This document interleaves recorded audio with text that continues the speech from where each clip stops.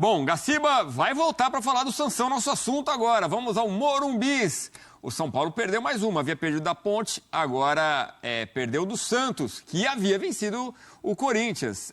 Vamos lá, vamos aos detalhes do jogo Sansão com Mendel Bidilowski. Olá, amigos do Sport Center. O Santos venceu o clássico contra o São Paulo, manteve a primeira colocação na classificação geral do Campeonato Paulista e é o primeiro time a garantir vaga nas quartas de final da competição. São Paulo teve um problema antes mesmo do jogo começar. Momentos antes da partida, o lateral direito Moreira sentiu dores e foi cortado da escalação. Galopo começou jogando no lugar dele e o Bobadilha fez a lateral direita. As duas equipes com novidades. No São Paulo, Juan no ataque e no Santos, Pedrinho começou jogando. Luciano chegou a fazer o gol do São Paulo, mas foi anulado por impedimento. Neste lance, no segundo tempo, a árbitra Edna Alves não marcou o pênalti de Wellington em Otero. Mas aí, depois do auxílio do VAR, ela marcou a penalidade. Morelos bateu e fez Santos 1-0. O São Paulo foi com tudo pro ataque. Tentou gol de empate com Alisson, Wellington, Ferreirinha. Aí no cruzamento de Wellington, Eric mandou pro gol. Com o auxílio do VAR, a árbitra Edna Alves anulou o gol, marcando toque de mão no lance. No final, vitória do Santos no clássico contra o São Paulo por 1-0. A árbitra Edna Alves foi a grande personagem nas entrevistas coletivas depois do jogo. Isso porque antes da partida, o Santos divulgou um comunicado contestando a escolha da árbitra, lembrando erros graves no passado. Depois da partida, o técnico do Santos, Fábio Carille, e o técnico do São Paulo, Thiago Carpini, e o presidente do São Paulo, Júlio Casares, falaram sobre a arbitragem e sobre a nota do Santos. Eu acredito que a arbitragem hoje, ela se sentiu um pouco pressionada. Era a sensação que eu tinha dentro de campo, até nas conversas que a gente tem ali, que é habitual do treinador, do trio de arbitragem, né, do quarteto, né, com o quarto árbitro. Eu sentia muito arredio. São Paulo querendo jogar, querendo ter a bola, né, melhor na partida por diversos momentos. Talvez na grande parte do jogo fomos melhores. E nós com mais de 20 possibilidades de finalizações, de cruzamentos, de tantas coisas que aconteceram positivas, mas os detalhes negativos que a gente precisa ajustar. Nós todos sabíamos que ia ser um início difícil, né? Principalmente se falando de Palmeiras e São Paulo, que ganharam títulos importantes no último ano, e que a gente nesse início ia estar atrás deles. A gente sabe que precisa melhorar muito e como é bom trabalhar ganhando. A arbitragem, eu sinceramente, ela já apitou muito jogo meu e eu gosto. Teve um problema aí num jogo do Santos um tempo atrás. Foi revisado, foi para o VAR, e se ela tomou essa decisão porque ela teve convicção, não foi nada de campo. Se o VAR chamou e ela acabou anulando os lances ali, dando pênalti para nós. Eu sobre o pênalti, na hora ali, tive a sensação que sim. A arbitragem hoje se mostrou insegura, picotou o jogo, foi desproporcionalmente, marcou faltas a favor do adversário em relação ao São Paulo. Eu não vou discutir os lances capitais, o VAR chamou. Para mim o pênalti foi rigoroso demais. Acho que uma nota antes do jogo remete ao futebol antigo, né? Que a federação precisa preparar os árbitros psicologicamente. Não é uma nota, se isso vira moda, todos os clubes fazem nota, coloca nota na imprensa e desestabiliza um árbitro. Não é o hábito, não é um choro pelo resultado, não é pelo resultado da partida, mas nós temos que preparar os árbitros para que eles psicologicamente entrem em campo sem influência de uma nota. O São Paulo volta a campo no próximo sábado, novamente aqui no Morumbi, contra o Red Bull Bragantino. O Santos enfrenta o Novo Horizontino domingo na Vila Belmiro. E o São Paulo corre algum risco de não se classificar, né, no Campeonato Paulista para as quartas de final. Ainda tá bem ali no grupo, mas os adversários estão chegando. A gente já fala sobre isso e sobre o jogo especificamente com o Elton Serra, mas queria começar contigo, Gaciba, agora, para a gente tratar dessas reclamações do São Paulo. Tem razão com as queixas? O primeiro erro, vamos deixar bem claro, 2022... Edna Alves Batista apitou um Santos e São Paulo e, claramente, admitido pela própria Federação Paulista, deixou de marcar um pênalti claro para o Santos e acabou sendo punida por isso, né? Então, ou seja, erra a Federação Paulista em repetir a árbitra num jogo, colocando uma carga emocional desnecessária em cima da árbitra da partida, da Edna, para ela fazer o jogo, né? Agora vamos para o jogo em si, para as decisões que foram tomadas, as decisões capitais. Diferente do presidente, eu gostaria de falar a respeito das decisões capitais. Primeiro, ela marcou uma penalidade que acabou sendo o gol da vitória do Santos. Observei as imagens por todos os ângulos que eu tenho, em especial esse é um ângulo muito bom da gente dar uma observada.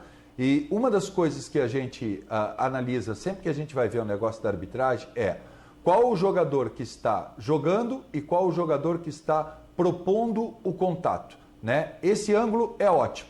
O jogador de São Paulo está indo em direção à bola, chega a tocar na mesma, querendo jogar, e o jogador do Santos dá uma passada lateral, uma passada para a direita, provocando o contato. Olha só, essa jogada é legal, esse ângulo é legal. Quem provoca o contato é o atacante.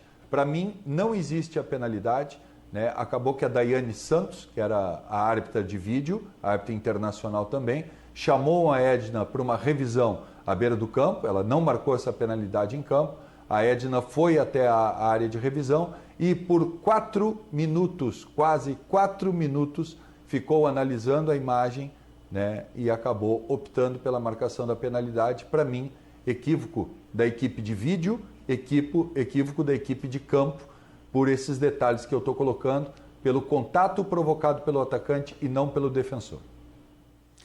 Tá, o gol anulado do Luciano está em posição de impedimento. É claro que o torcedor no Morumbi, ali olhando, sai revoltado, porque teve 2 gols anulados do São Paulo, né?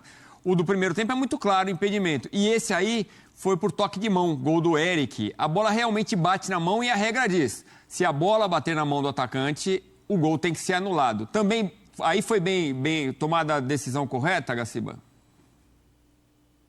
Foi a única coisa que eu estranhei é a chamada à beira do campo. Para quem na beira do campo? Né? O árbitro de vídeo tinha a imagem clara e a imagem fechada mostra até o pulso quebrando do jogador do São Paulo, né? No momento que ele recebe a bolada, claramente causa um impacto na mão dele, né? E claramente ele prepara uma possibilidade de gol para si próprio. Isto não é interpretativo, isso é factual.